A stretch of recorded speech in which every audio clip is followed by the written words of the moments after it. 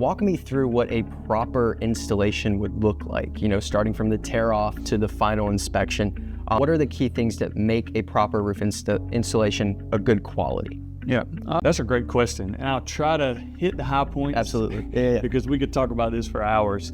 The first thing is just the tear off of the old roofs. In the climate that we live here in South Carolina, specifically here at the beach, we never, ever will even consider to shingle over existing shingles. Shingling over the existing shingles will cut the life of the new shingles in half. Yep.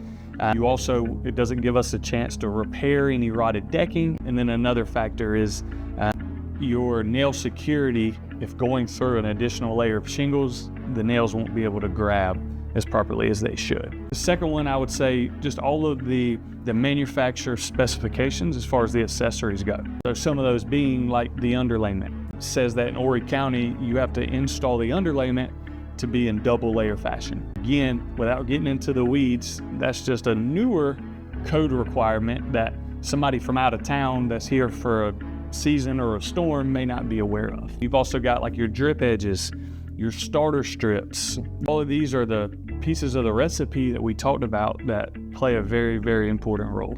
Having proper nailing is super important, but I would say probably close to 75% of the repair calls that we go out to, they have leaks due to improper nailing. Gotcha. So it just shows how one small thing like that you really wouldn't think about plays an enormous factor.